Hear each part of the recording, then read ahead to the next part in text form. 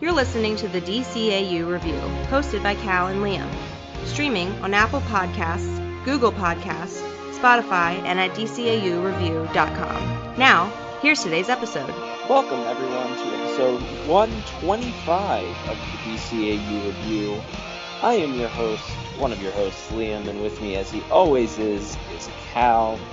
Cal, we are wrapping up our Green Lantern month, and we're wrapping it up by returning to the world of Justice League Unlimited. Yeah, it's going to be an interesting one today. We've been on quite the ride as we've gone through several different iterations of Green Lantern. We started out the month, which you can, if you haven't listened to them all, you can definitely check them out in the archives at DCAUreview.com. But we started back with the Green Lantern sort of pseudo-origin story of the DCAU, that being Kyle Rayner in Superman the Animated Series episode In Brightest Day. And then we followed that up with a John Stewart tale from Justice League. Last week we took a little detour to the Elseworlds and reviewed the pilot episode of Green Lantern the Animated Series that dealt with Hal Jordan. And this week, Liam, we are back to DCAU proper and a Justice League Unlimited episode, as you said. We are reviewing this week The Return, which, of course, not only features John Stewart and not only features Kyle Rayner, it features a whole slew of Green Lanterns, quite possibly the majority of the Green Lantern Corps here in this week's episode. That's right, and I will, probably in visuals, give you the names of every Green Lantern that appears, so stay tuned for that. Can't wait. But yes, so this is an interesting episode. As you mentioned, it's called The Return, and we will get into breaking down the return of Amazo, who previously appeared in Tabula Rasa Parts 1 and 2, which we reviewed previously. Check it out in the archives at DCAUreview.com or on your favorite podcast app. And we will get into the plot, the visuals, the music, the animation, the whole shebang. But first, Cal, of course, I must start us off with the official IMDb synopsis for this week's episode.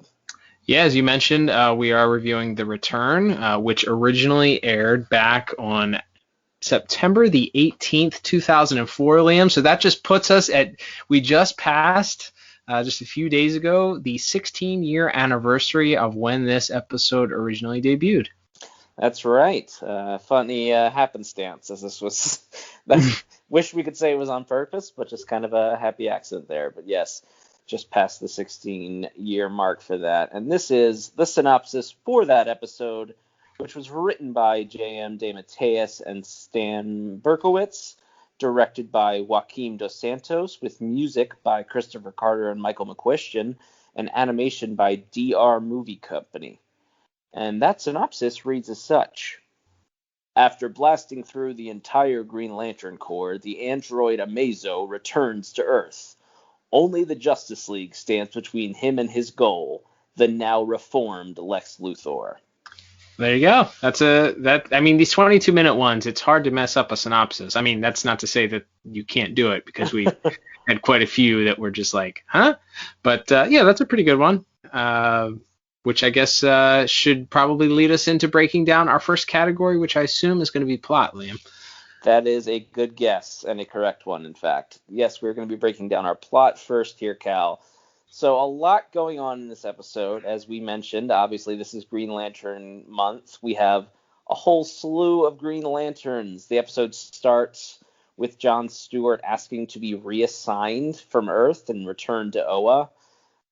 Clearly still reeling from the events of Starcross. Martian Manhunter suggests that he and the returning Kyle Rayner, who you mentioned, Cal, we saw back in Brightest Day, asks if they can just switch spots. The Guardians tell him no, that John's just gotta work through his own stuff, and that he can't run away from his problems.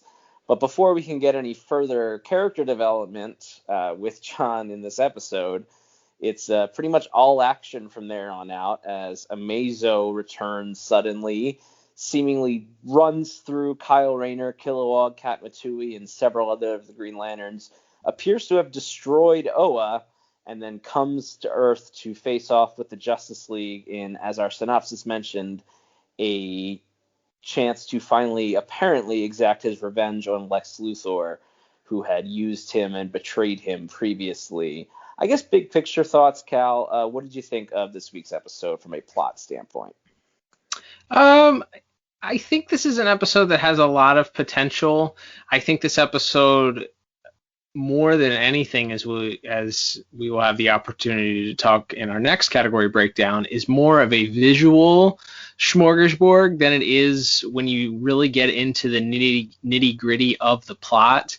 The majority of the tension comes from sort of, this is Lex Luthor or are Lex Luthor and Adam going to be able to complete this cannon, this indescript weapon that they plan on using against Amazo in time before he barrels through the different levels of superhero defense system that has been set up to sort of try and protect Lex. So that's where the main tension sort of draws from in the episode.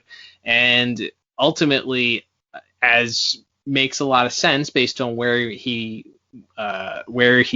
character was sort of left off at the end of Tabula Rasa, and then ultimately what we know about him here from this episode, he destroys an entire planet, or at least appears to destroy an entire planet.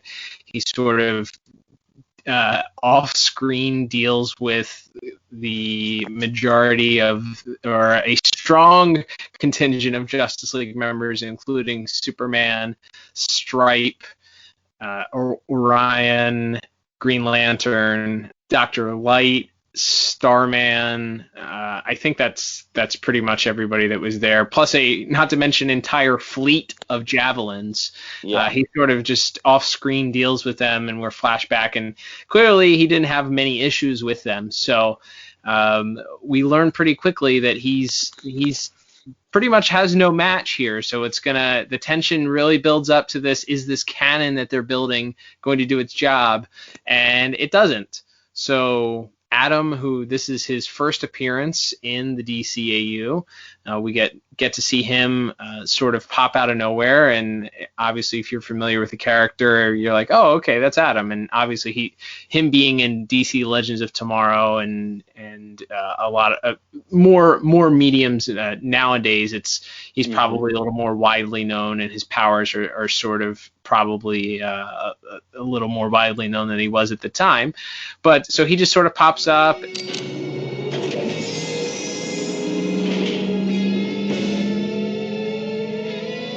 What's the matter, Lex? Scared? The Atom.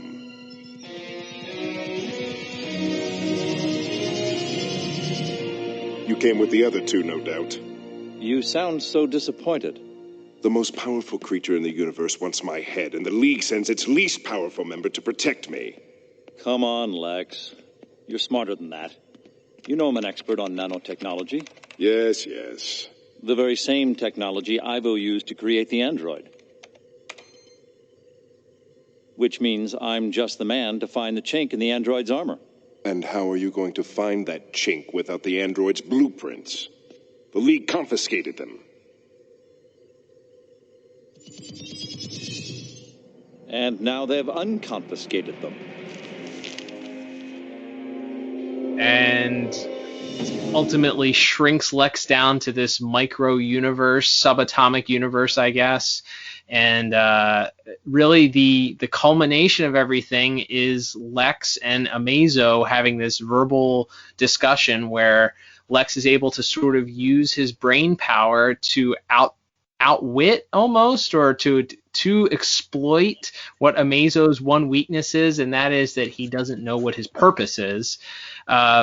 So that was a little fascinating. The fact that they tried, clearly the episode goes through all these, they're going to hit him with fists or weapons or throw superheroes at him, and he doesn't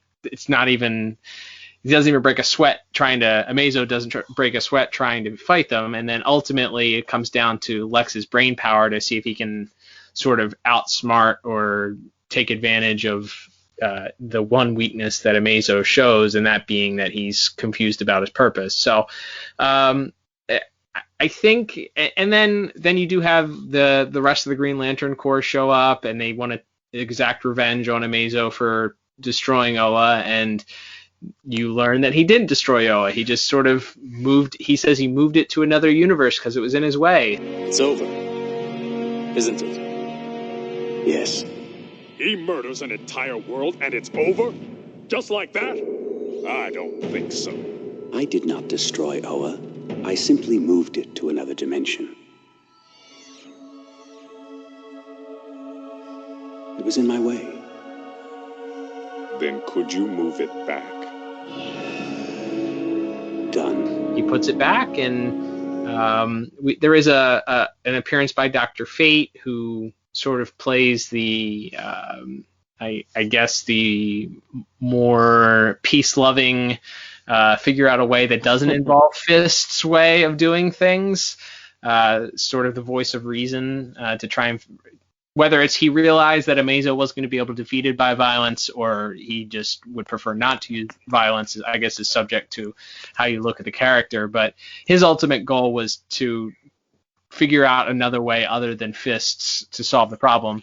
And ultimately, he invites Amazo to come back and live with him in his little tower castle. So overall, I think that there are some great elements to this episode, but I think that as far as when you break it down and look at it, it's kind of at least for me, it was a little bit like, this is okay, but it's kind of anticlimactic.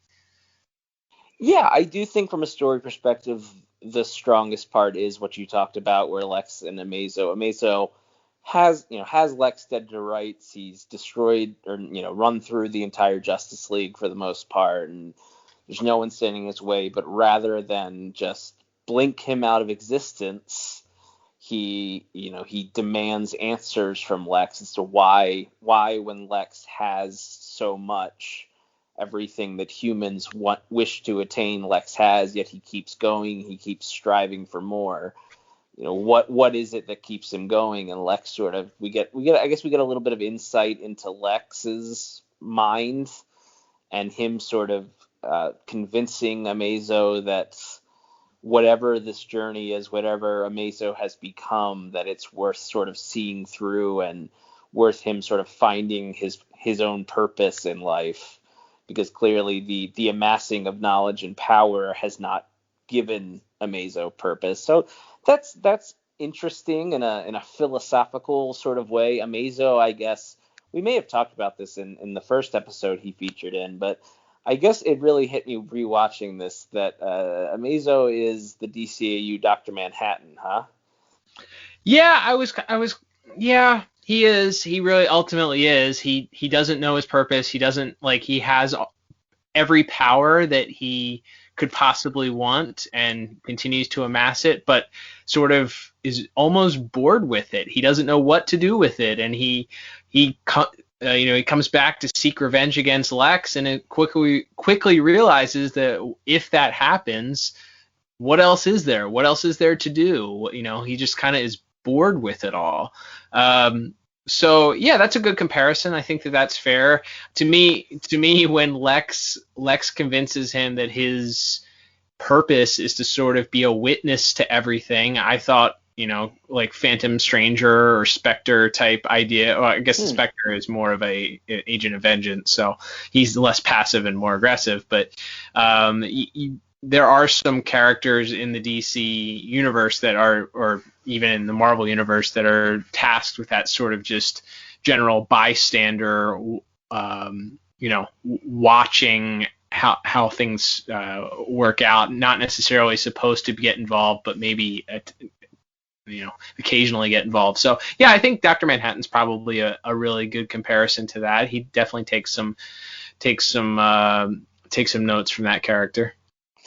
My only other thought, we can give our scores here in a second with plot, where I think it kind of lets me down, is we established that he is so enormously powerful. He can blink planets into other dimensions. He can follow the Atom and Lex into this subatomic universe in the blink of an eye. He threatens to wipe out all of existence with a thought at one point. Why did he fly to Earth? Why did he even bother fighting the Justice League and or flying through? If he can just appear in this subatomic universe, or appear in wherever he wants, or teleport and why didn't he just think about Lex or teleport Lex to wherever he was in the universe? Why did he have to fly to Earth to deal with him? Well, do you want the honest answer? The honest answer is because then the episode wouldn't happen. But I guess I don't know if there would be a fair or relevant explanation other than his first interaction with Adam is maybe where he first discovers that there is a subatomic universe. I guess I don't know. As far as why he doesn't just teleport himself from wherever he was, why does he have to make a long space travel from one side of the galaxy all the way to Earth? I don't know. I guess that doesn't make a whole lot of sense. Because you're right, because he even says that he is no longer nanite technology. He is no longer. He is evolving. He's constantly evolving. He's evolved past that. So they almost put him on, without saying it, certainly godlike level of what he's capable of doing. Certainly threatening to wipe out the planet or wipe out all of existence with a thought. Certainly would, I think, dare to say, fair to say, put him on that godlike level. So I don't have an answer for you other than because then the episode wouldn't have happened. But I think that stands to say that when you have a character like this that is so overpowered and that you have already built up to say, well, he not only is powerful as he is, but he's constantly evolving. We learned that in the last episode. He's constantly taking powers from various different people that he interacts with and adding them to his repertoire. Like, all right, well, and this guy's been flying across the universe and amassing power at a rate that that no other being has ever amassed. And well, okay, you're building up quite the interesting, like, how could he ever be stopped? Who would ever want to like, why didn't he just immediately blink Lex like with his thought, think about him, make him disappear the second that he heard his voice? Like, why did he have to go to him? Unless you want to say that he has that humanity, I guess, maybe in him that he sort of grafted from various different people in his initial reaction, which would lead him to kind of want that face-to-face interaction where he sought revenge and got to see Lex's face. So maybe and that's the thing about Dr. Manhattan that they always, or they sort of allude to at times, is, can they appeal to his former humanity? Like, can they help him realize that now that he's this godlike being that has almost no conscience, can they appeal to his humanity that he once was a human man? So I guess, you could have that undertone or undercurrent with this Amazo character because of the different people that he's interacting. He zapped Superman's powers, or he grafted Martian Manhunter's powers, or whoever's powers that he Flash, like all of these people that are human beings or have human aspects to them. So you could say that he got those with the powers, but they don't really delve into that enough for you to assume that that's true. Yeah, I think that's fair. I think there's some throwaway dialogue in the first episode of him sort of getting the weaknesses and some of the personalities of the heroes along with their powers. But yeah, I guess that is probably the biggest difference between a Dr. Manhattan character who is shown to be pretty much emotionless and done with it all completely, where at the end of it, Amazo is much more sort of desperate and sort of, I don't know if scared is the right word, but sort of frustrated by not having found any purpose for himself. So yeah, I guess it's not a complete one-to-one comparison, but there's definitely some parallels there.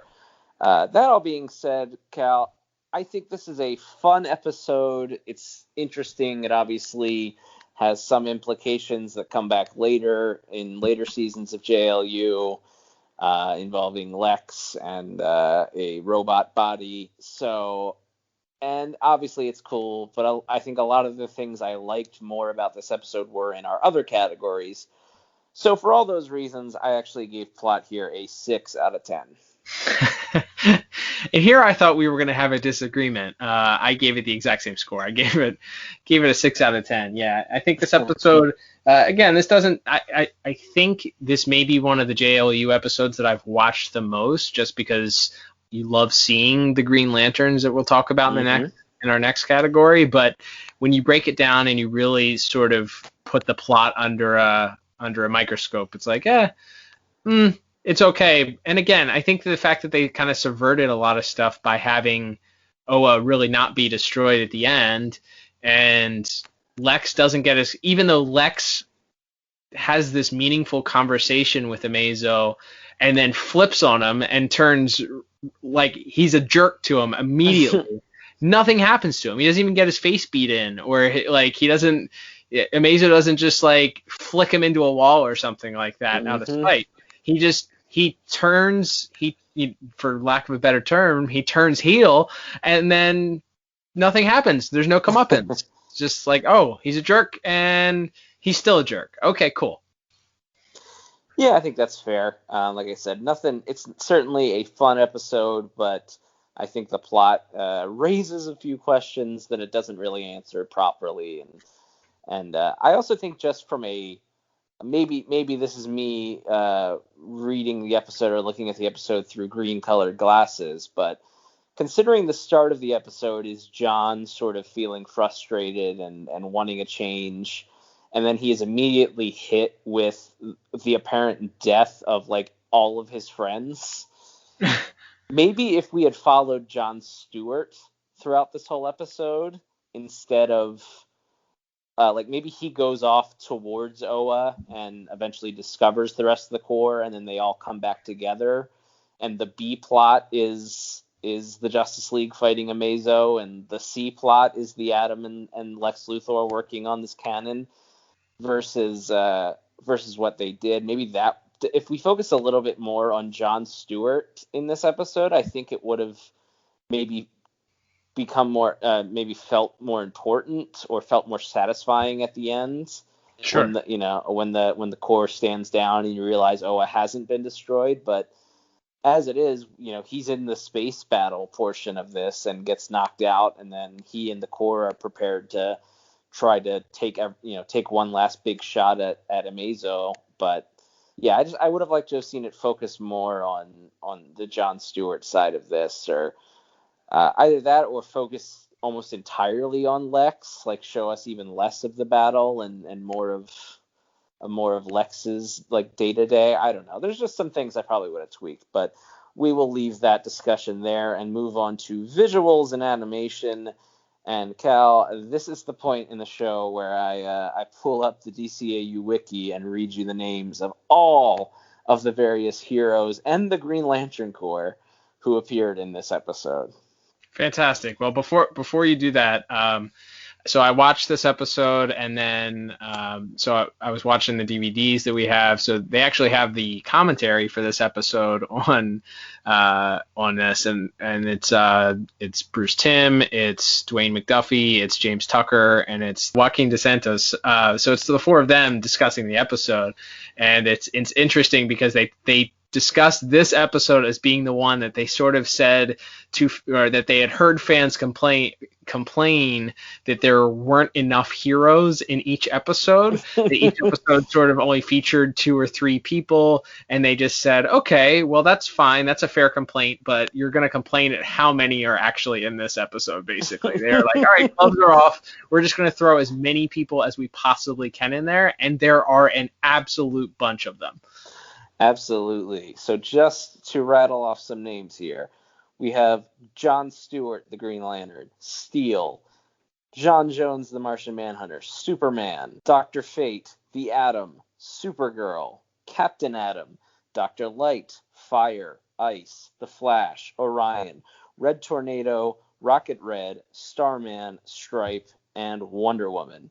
Not to mention the Green Lantern Corps, which was composed of Kyle Rayner, Ariza, Chastilon, Hirunin, Katmatui, Kilowog, Larvox, Palaqua, Salak, Stel, Spall, and Tomar Ray. My goodness, I am out of breath. But yes, we have nearly, with a few exceptions, the entire Justice League, at least all of the super-powered members of the Justice League, on display here in this episode, and it is a spectacle, to say the least. From the start of the episode, where the Green Lantern Corps flies out to put up a shield to try to protect Oa, to the giant space battle where Green Lantern and Superman lead a team against Amazo, Supergirl and Steel kind of flying off to try to protect Lex Luthor, the Atom, as we mentioned, sort of working with Lex to try to prepare this nanotech disassembler beam that they're working on. It's a feast for the eyes, to say the least, Cal. Yeah, there's not much time to breathe. Like I said, I think that was certainly, it sounded like that was their goal, to sort of answer the critics that it said that they hadn't done enough to include heroes. So there are a lot of great visuals in this episode. Obviously, the sheer amount of heroes is one of them.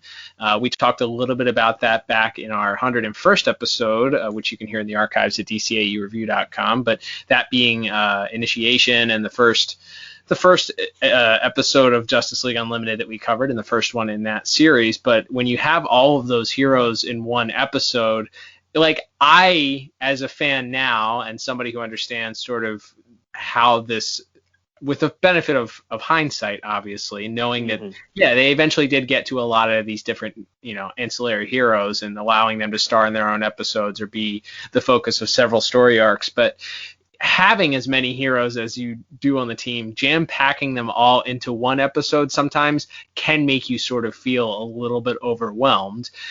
So it wasn't the worst thing to include just a handful here or there for a couple episodes. With that said, it does make those episodes where there are more heroes seem like the stakes are a little bit bigger. And certainly when you have, as we already mentioned, an overpowered villain or antagonist in this episode, where you would think that all hands would be on deck. This isn't like, oh yeah, the Joker's running around in Gotham City again, we need Batman, Superman, Wonder Woman. Like, yeah, okay, that makes sense that you're just going to get Batman and maybe Green Arrow and the Flash or something like that. Okay, that makes sense. But when you have the literal world probably threatening to be ended, and you're not sure what the ultimate goal of this giant superpowered being is, it makes sense that all hands are going to be on deck. So having a jam-packed jam-packed crew there makes a lot of sense for the episode and added to the fun of it. There are a lot of visuals, though, besides just the sheer amount of heroes that are listed here, Liam.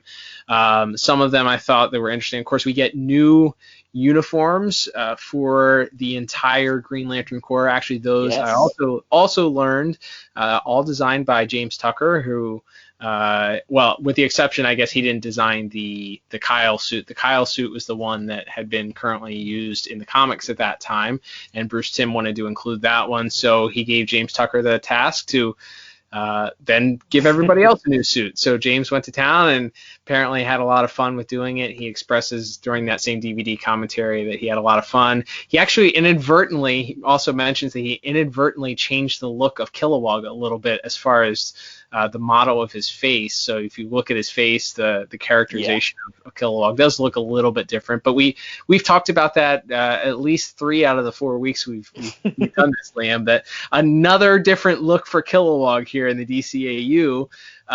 What do you think of this Kilowog? Where does this Kilowog rank in all of the DCAU appearances? I mean, I think it's a cool looking suit. As to his general head shape, maybe his species goes through like some sort of like molting or something. Well, it's funny, in the commentary, Bruce Timm says he just had a little face surgery in between Hearts and Minds in this episode. Well, there you go. So maybe that's the answer. But his species clearly goes through some sort of metamorphosis, and this was the middle step between his look in Justice League and how he looks in Green Lantern the animated series / Justice League versus the Fatal Five. As that's how I'll go with making that work in my head. Love it. Canon until proven otherwise. Exactly.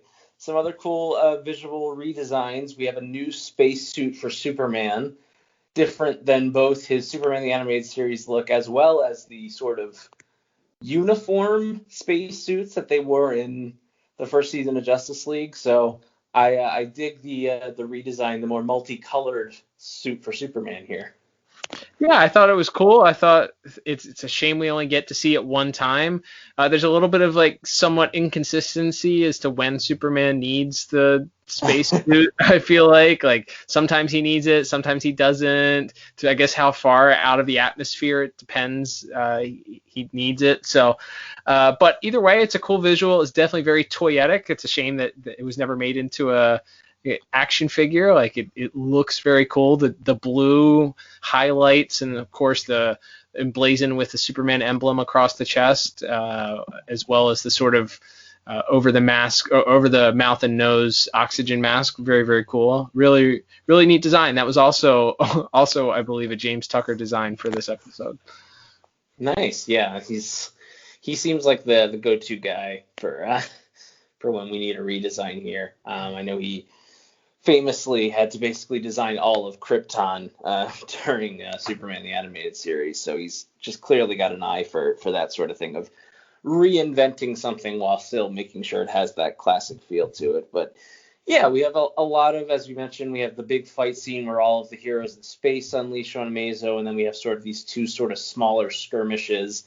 I like the bit where Supergirl just goes full force at Amazo, and we get this giant explosion. And, she comes falling back down into the river below. My favorite bit, though, is during that sky battle when after watching Amazo destroy everyone in space, after watching Supergirl get destroyed by him, Rocket Red is like, you know what's going to stop him? Some tiny rockets and a machine gun. There you go. I mean, it's the same logic of the guys that shoot missiles and bullets at Superman, right? Like, I guess so. It's just like, well, these are the weapons that I have, so I'm gonna try and shoot them, and what else am I gonna do?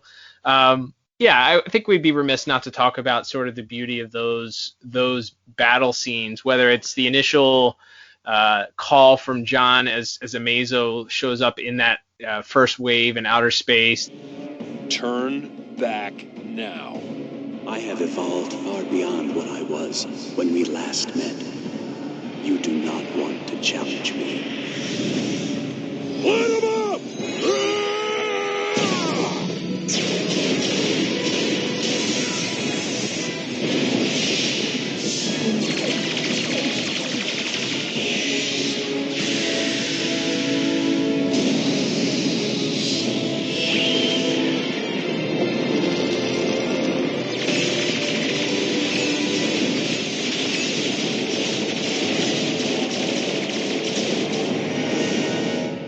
The light 'em up call along with I don't know what the term for it is. I know that from the DVD commentary they talked it being sort of having a very strong anime influence from the director, and while still being DCAU visually for the most part. There's some anime influence on that. There's some anime influence in the second wave, certainly, where Rocket Red sort of rears back with his chest out and the missiles fly out, and sort of pushes away with his feet sticking out, and there's a lot of more cartoony, like that Japanese animation style tends to be a little bit more expressive. The bodies are sort of doing things that maybe they wouldn't naturally do if it was real life, but because it's cartoon, they're kind of going over the top and over exaggerating some of the movements that the characters are making.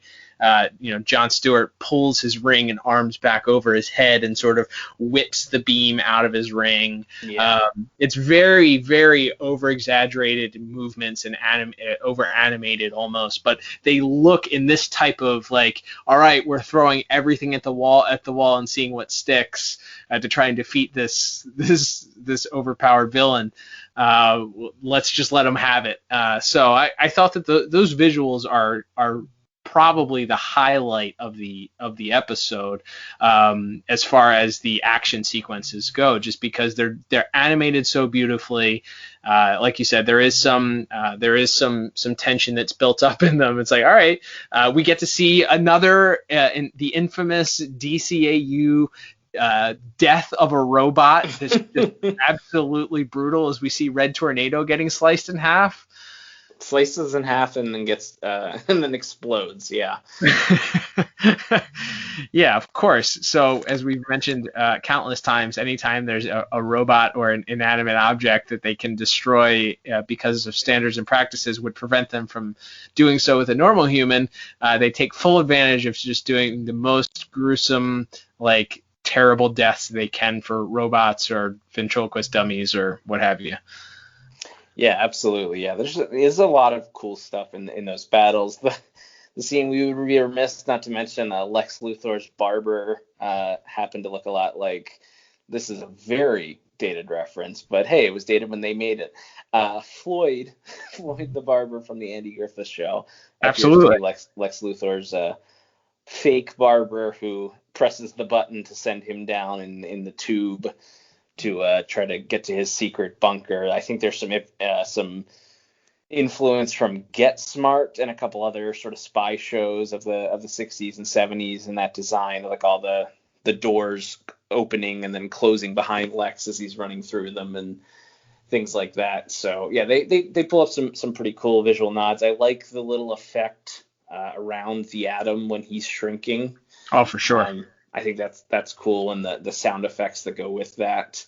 I think those are pretty cool. The look of the subatomic universe that they go into is cool. It's just sort of this barren wasteland, and they're on this porous rock, which then turns into Amazo's hand, which I thought was a pretty cool little visual trick with the fingers sort of coming up behind them. I thought that was a clever way to go about it. So yeah, there's a lot of fun to be had here.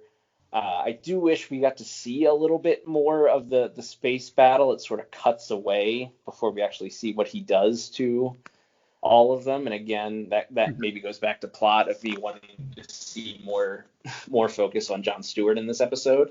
But no, yeah, I think that's fair. I hate to keep going back to it, but the DVD commentary does allude to, at least when he lands on Earth and has the interaction with Wonder Woman and Flash and Ice and Steel, they had to cut part of that battle out for time because, again, they're dealing with, instead of the usual 44 minutes or whatever it's been in the past with the two-parter Justice League episodes, this JLU is 22 minutes, so you got to cut some stuff for time. So it's possible. By the way, when he does land on Earth there, and there is a 360 pan that happens all the way around him, and he's standing there in the middle of these heroes. I thought that was those 360 pans are always a cool camera trick that they do when they're filming, and something that I imagine is probably not always easy to do. So, but with that said, it is possible that they may have had to cut some of that space battle for time. But you're right. Yeah, that seems like that it could have been something that would have added some interesting. Would have been interesting to see Superman fight in that suit. We just don't really get to see him do that. He just kind of. We see him in it, and he gets ready to take on Amazo, and the next thing you know, he's kind of floating there in space. But the other thing I wanted to mention was I felt like there was certain scenes where the characters looked a little bit off model a little bit. Mm-hmm. There was some real inconsistency that I saw at points with some of the way that the character faces were drawn. There are some scenes where they look a little warbly. That's the word that I wrote down. It's like, ooh, they're not quite the streamlined, like, boxy, normal animation. And that's that's nitpicking, but we do that here on this show. Yeah, I think especially I feel like with Lex and a little bit with Supergirl a little bit as well. I kind of see what you're saying. There was also where Supergirl, when she first picks up Lex, she's carrying him, and they show her carrying him, and her hand, she's not wearing gloves, and then they cut away, and then they cut back, and she is wearing gloves. Yeah, there's another little minor thing, which is in the scene where when we first see Lex, he's having this interview where he's discussing what a changed man he is, and he reveals that underneath his dress shirt is the protective vest that the Ultra Humanite built him to keep the cancer from spreading further. But then later he's got like his sleeves rolled up and his shirt unbuttoned, and he's just got an undershirt underneath. He doesn't have he doesn't need it anymore. He just needed it for the interview. I guess not. Or maybe he got like a lower cut version of the vest, and it just goes like it's just up to the pecs now, and it's like it's more like a tank. In between the time that he shows it and is picked up and dropped off at his fake barber shop. They don't show it going up to his neck. He just opens up like his good chest. Point. So. Good point. Now it's cut. Maybe it's cut like a wife beater now. Yeah, maybe he made some modifications between between the first episode and now. But there's some minor inconsistencies. That being said, still very cool. The visualization of Dr. Fate sort of teleporting in and out is cool with the Dr. Fate logo appearing behind him and things like that. And some of Amazo's various powers, him and Red Tornado, before he destroys Red Tornado, have an interesting little scuffle. So there's definitely some cool visuals to be had here. A lot of fun. And like we said, we get the entire Green Lantern Corps just about, which is extra cool. So for all those reasons, I really liked it. I do agree that there are some minor inconsistencies, but I still gave it a very strong score of 9 out of 10. All right, I am right there. I went just a tick lower. I went 8 out of 10. I think for some of the reasons that we already mentioned there. I think we have neglected to mention one very large portion of this episode, and that is sort of the payoff and the dual meaning for the title of this week's episode, which is The Return, yes. Because yes, it refers to Amazo's return and him looking to exact revenge on Lex. You could even, I guess, if you really wanted to stretch it, him returning Oa to its proper place once he destroys it. But there is a big sort of reveal at the end, which if you haven't watched these episodes in a long time or ever, spoiler alert, this is the episode where one Shaira Hall returns, aka Hawkgirl, although she's not Hawkgirl anymore. That's right. We forgot to mention that. That is sort of the finale of the episode. Is Dr. Fate returns to the Tower of Fate with Amazo and sort of speaking briefly to his wife Inza, and is remarking how he thought for a moment there that Jon Stewart really was going to attack him, and then we get sort of the dramatic return. We hear her voice first, and then she walks on the screen, and in a similar outfit. She is, of course, now unmasked, as you mentioned. She's no longer Hawkgirl. She's just Shaira now, and yeah, this was a big, giant moment, because to this point in JLU, we hadn't really seen what Shaira was up to. We sort of speculated. The final thing she says to John is that she's going to go somewhere where the fate of the world is not on her shoulders any longer. So, and now we know she's in the Tower of Fate. So that is a pretty good stinger cliffhanger to end us on, is that she is still there, and that hopefully one day soon we'll get to see her again. So yeah, I think from a visual standpoint, that's certainly a standout part of it. And even that little reveal, even though that's more of a plot element, I do like the way the reveal goes, with sort of the slow reveal. You hear her voice first, and then it sort of pans over to her where she's standing there and gives the final line. So yeah, I think that's all really well done. Yeah, I think there was a couple other things. You mentioned the CG elements of Dr. Fate's powers sort of visualized. I thought those were good. There's a couple of transitions with Amazo where he either walks, at least initially when he breaks into Lex's lab and he walks in through the shadows, he's in complete shadow. You just see his eyes light up and he walks out.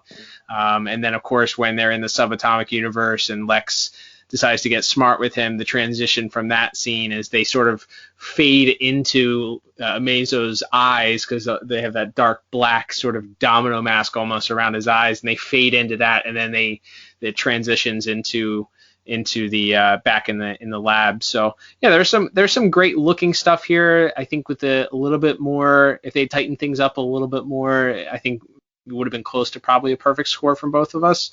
Well, it would have been a perfect score from both of us, but either way, it's close enough with an 8 and a 9. Absolutely, and that will move us on to our third category, which is music. Music this week by both Christopher Carter and Michael McQuistion. And we are back in Justice League Unlimited, Cal, and that means whether it feels appropriate or not, we are going to get a lot of electric guitar. And that was certainly on display here. But we also had some cool moments, such as the return of Michael McQuistion's Green Lantern theme that we first heard in Brightest Day earlier this month. There's an unidentified object approaching Oa at a somewhat astonishing speed. We're on it.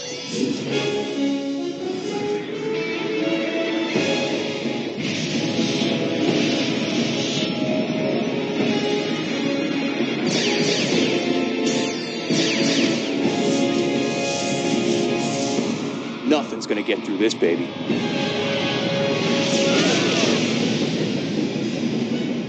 Activate planetary defenses. Magnify image. Professor Ivo's android. Holy mother of... So that's what the return is referring to. It's not about Amazo or Shaira or Oa. It's all about that EL theme. You are absolutely. It's like Inception. There's so many layers.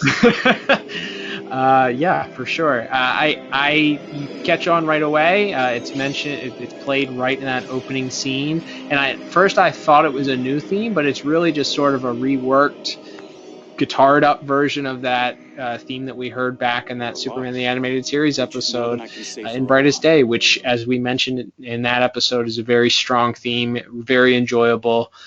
Very memorable and very sort of epic, deserving of its own animated series, I think, is what I even said at one point. And that is played throughout the episode. It's also played when they end up in Lex's lab, and there's a cool shot that, again, I didn't really mention it, but when the lanterns show up in Lex's lab, they all sort of line up with their rings pointed at Amazo, and it sort of pans across the lineup of them standing there with their rings lit as Dr. Fate is sort of begging them not to, and they all light up their rings, and he sort of steps to the side once that happens. That was another great visual. Mm-hmm. But as that scene sort of culminates, that theme again comes through, and it's really rocked up. And it's I think it's played one other time, maybe with some slight variation to the tune a little bit, when Kyle and John are talking, maybe. Yeah, when Kyle and the rest of the Lanterns appear in space and are sort of tending to the fallen Justice Leaguers. I think it comes in sort of very somber and soft there, and then to your point, when they have made their decision that they're going to go attack Amazo, it's played very in like this angry minor key, and as you mentioned, super rocked up. Yeah. So that's very strong. The other notes that I had, certainly the scene between Lex and Amazo, again, that we talked about their conversation. There's a lot of thematic music that's played in the background, that sort of builds the tension between Lex and Amazo. And one of the things that Bruce Timm even talked about I may have been Dwayne McDuffie also, the late great Dwayne McDuffie on that commentary talked about, but that they realized that they had to write Lex to not be, he's not able to deceive him in any way because Amazo can read his mind. So that's building the tension that he's kind of telling him, he has to tell them the truth. And then you have the music that comes in the background and sort of emphasizes that, Lex he's manipulating while still telling the truth, which is it adds sort of an emphatic note to that. The only other note that I had was that the Justice League theme, the theme song for this series, was used to punctuate several scenes as well.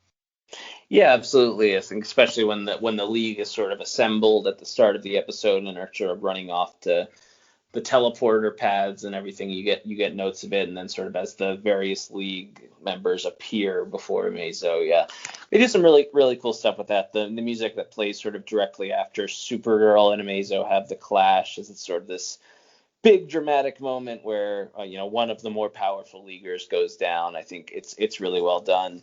All in all, I think the music is really, really strong in this episode, and I gave it an 8 out of 10. Wow. I went for, just because of the GL theme, them reusing that. It would have been very easy for them to write something new and just sort of, but we talk about it all the time, like having continuity and rewarding you if you recognize certain things from prior series or prior episodes always adds a little bit for me. So I went ahead and gave music a perfect 10 out of 10. Nice. Yeah, definitely a great episode for music, and always love when there are those musical Easter eggs and callbacks. Always a great time. Definitely. And that will move us on to our final category here, Cal, which is, of course, voice acting. We have a pretty big cast here today. Some of our regulars and some returning favorites, people like Oded Fehr as Dr. Fate. We actually haven't done any Dr. Fate episodes, either Superman or other Justice League appearances yet. We have him as Dr. Fate. We have Jennifer Hale playing his wife Inza, as well as the reporter who's speaking to Lex. We have Nicole Tom returning as Supergirl. We have George Newbern briefly as Superman. We have Carl Lumbly as the Martian Manhunter. We have probably some of the producers and voice directors on the show doing groans and grunts for the rest of the Justice League. Or maybe it was archived ADR. I'm not exactly sure. But then, of course, we have we'll save the Green Lanterns for last since it's Green Lantern month. But as mentioned, Cal, we have Maria Canales doing her big return as Shiera here.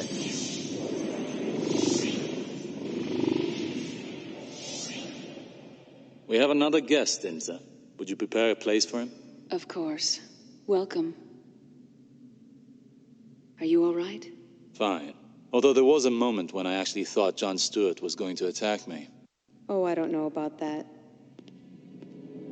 His bark's a lot worse than his bite. We have John C. McGinley, television's Dr. Cox from Scrubs, as the Atom.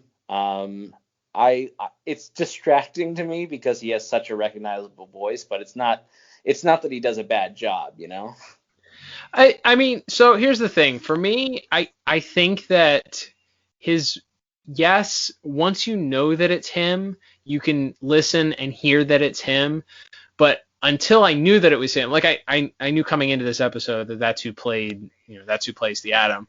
But before then, I didn't think it was distracting enough because he does such a specific cadence as Dr. Cox on Scrubs. Like, you can tell it's the same voice once you know, but for me, at least, it wasn't as distracting. Maybe it's one of those things that once the genie's out of the bottle, you can't put it back in type of thing.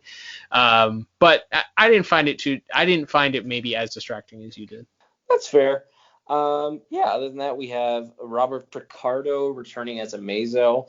He has a little bit more emotion to display in this episode, both in the scene where he's sort of communicating with Superman and asking why they would stand against him when he's just going after one of their enemies. You cannot keep me from my goal.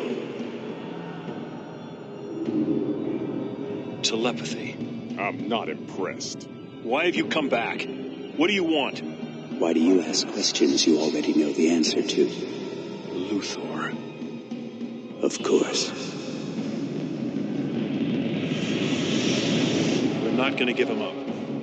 He's your enemy. You owe him nothing. And then that final bit that we talked about in plot of him sort of demanding answers from Lex as to what is the point of keeping going once you have achieved everything you set out to achieve. Yeah, I mean, that's a great segue, obviously, to talk about Clancy Brown, who reprises his role as Lex Luthor. But to me, this episode is made in between on that conversation that the two of them have, and it's such a great callback to their sort of the original conversations again that he and Amazo had in that Tabula Rasa episode. And there's a comment made earlier in the episode that Adam asks Lex why Amazo's coming after him, and he admits he took advantage of his naivete, and he says that he stopped taking advantage of the innocent. And there's like a pause, and Adam's like, well, I hope you're more convincing when you come face to face with him. But it's interesting because there is this moment where you realize it's like, well, he can't really take advantage of him because he can't lie, because Amazo could read his mind and would be able to tell if he is, but he's still so smart, and Amazo has all of this knowledge, and you can tell, like, he's certainly, as a character, and certainly the performance reflects that he's grown since that first episode. But Lex and Clancy Brown's performance as Lex is just so great. He's still this absolute smartest guy in the room, and he knows it. No universe, however large, however small, is denied to me. What do you want from me? You have everything humans desire. Wealth, power. Yet you crave more, and you'll do anything to get it. Why? What is your ultimate purpose? What you're really asking is, what is yours? What the devil's going on? Lex Luthor is saving the world. The truth is, for all my struggles to make my mark in life, for all I've accomplished, in just a few short generations my name will be forgotten. Even the greatest of us can't compete with time and death. Then why do you go on? Why does anyone? Why don't I just destroy you and everything else right now? All it would take is a single thought and... No! If you do that, you won't see the end of it. The end of what? The evolutionary process. You, of all beings, should know something about that. Yes, I'm evolving. That's why Professor Ivo made me. These past months, I have amassed so much knowledge, and yet I remain confused, empty. What am I evolving into? What is my purpose? I must know. Tell me! There's no way to tell. And that's why I stay in the game. My purpose, if you will, is to see where it's all going. And you'll live forever. You'll be able to see it all. Is that my purpose? Simply to be a witness? We create our own purpose in life. Now go create yours.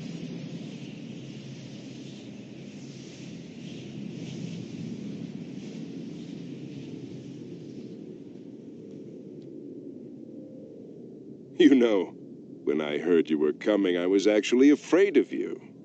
Petrified. But now, when I see your fear, your uncertainty, I just pity you. Should have quit while you were ahead. And he knows how to, like, the performance that Clancy Brown has always done for Lex is that, yes, I'm the smartest man in the room, and I might not be the strongest, and I might not have my weapons available to me, but I'm going to defeat you with my brain. Like, and he does. Like, he outsmarts the most powerful being he's ever come face to face with. Yes, that's a line Oded Fair, as Dr. Fate mentions, is what's going on here, and Dr. Fate says Lex Luthor is saving the world, and he does.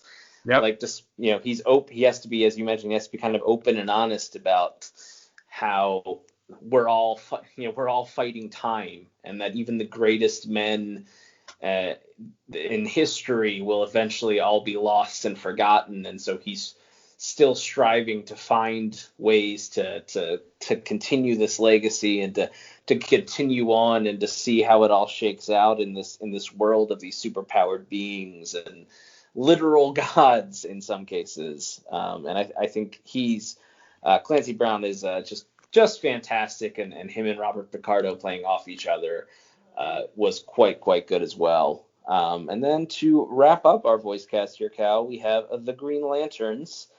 Of course, also voicing Steel, we have Phil Lamar as John Stewart, who I'm just going to keep harping on it because I really think it would make the episode better. I really wish there was more of him in this episode because what we see of him is interesting. And hearing that he's having this tough time since Shaira has left, and hearing that he wants to go back to Oa, and then sort of the righteous fury in his voice when he hits that light him up, or when he's yelling at Dr. Fate to get out of the way because he murdered an entire planet. You can't call that. Dr. Fate says that the android has proved benign in the past, and John's just not having any of it. And I think he's great. That the line that really sticks with me is that not even you can stand against the Green Lantern Corps.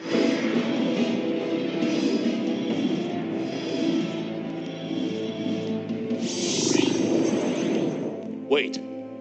Please. The android's nature has proved benign before. I believe it will again. Benign? You call destroying Oa benign? Not even you can stand against the Green Lantern Corps.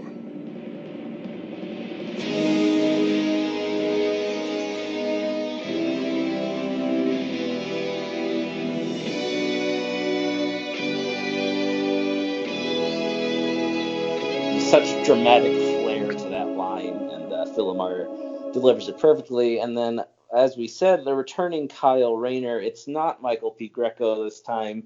In fact, it's another very familiar voice, that being Terry McGinnis himself, Will Friedle, voicing Kyle Rayner.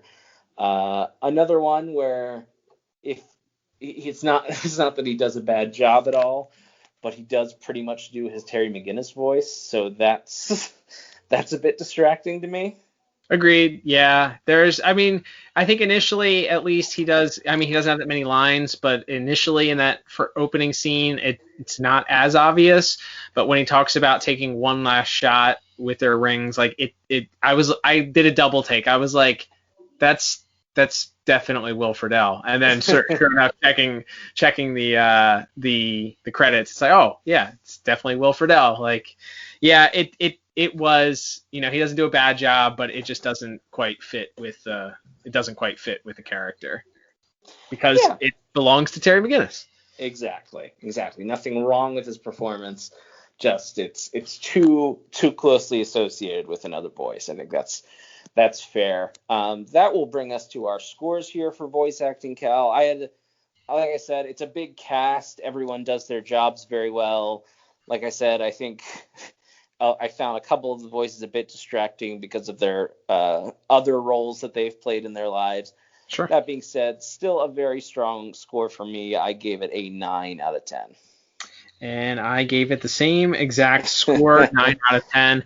I think the highlight certainly is, as we keep saying, is the Amazo and Lex dialogue. Definitely the highlight of everything, and certainly a large cast. So for the amount of work that had to be done here, and certainly juggling who was going to be the lead, I think ultimately they made the right decision making this a Lex story and putting it on Clancy Brown's shoulders, because that guy is he's a legend. A pro's pro, as they say.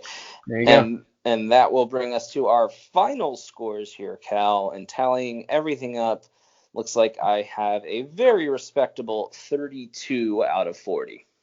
Well, we can't really ever disagree that much here on this program, so we know that my score isn't that far behind. And so my score actually is just a tick ahead. It's 33 out of 40. Well, there you go. And I guess we should talk about rewatchability here. Even though this isn't a perfect episode and maybe doesn't do that much, it is a lot, right? There's a lot here between Lex getting a look at the Amazo blueprints, between the return of Hawkgirl, You get the entire Justice League in action, plus the return of Kyle Rayner and the rest of the Green Lanterns. I think this one is a pretty easy thumbs up for rewatchability. It's very easy to watch. Absolutely. Like I said, I think I've watched this one, probably a dozen times, maybe a little less, but probably close to double digits at this point. And it's a fun episode, especially if you're not looking at it critically and trying to figure out whether or not it's retelling, if it's retelling Citizen Kane or not, like we tend to do in some of these episodes. It's fun. You get it's a visual smorgasbord. You really get to a feast for the eyes, if you will. It's enjoyable that way, and you get it's important to the overall story, as you said. You get some the return of Shira. You get a little bit of insight into what John's going through. You get the whole Lex Luthor subplot that eventually comes back into play. So yeah, there's a lot here as far as being important to the overall story of the DCAU. So yeah, I'm definitely in favor of saying, yeah, this is put this one on. This is sort of a must watch. Awesome. And that will begin to wrap us up this week. But Cal, we had so much fun in Justice League Unlimited as we're wrapping up our Green Lantern month here. What do you say we stick around in the world of JLU for another couple of weeks, huh? Hey, I am all for that. We have, I think, other than Static, we've probably probably reviewed more Static episodes than JLU at this point, but because I think we've only done a handful of JLU episodes as it is. So. Yeah, I believe this is only the fourth one we've covered so far. So hey, why the heck not? Let's take the month of October, because that's suddenly here, believe it or not. We're in the month of October. So why don't we take October and make it a JLU month? Sounds good to me, and we will kick it off next week. Well, continue it, I guess, if you really want to be precise about it. We will continue into the world of JLU next week with a review of the episode Fearful Symmetry. Ooh, it's a good one. That kicks off a lot of threads that eventually lead to a lot of interesting storytelling as we go through the Justice League Unlimited. Absolutely, and also will be our first chance to talk about The Question, which I know you're excited for, Cal. Yeah. So that will all be coming up next week, but thank you very much for listening. Thank you for all the feedback you gave us on our Green Lantern month. I probably had more tweets and comments than we've had for almost any other sort of themed month we've done to date, so very much appreciated that. If you want to join in on the conversation, please feel free to add us at DCAU Review. You can find us with those usernames on both Instagram and Twitter. Let us know what you'd like to see us review next, or thoughts on our review or the episodes that we're reviewing. Always love talking with you folks about that or any other news going on in the world of the DCAU or DC Comics proper. But until next week, I'm Liam. And I'm Cal. And we'll be back soon with another episode of the DCAU Review. Bye-bye.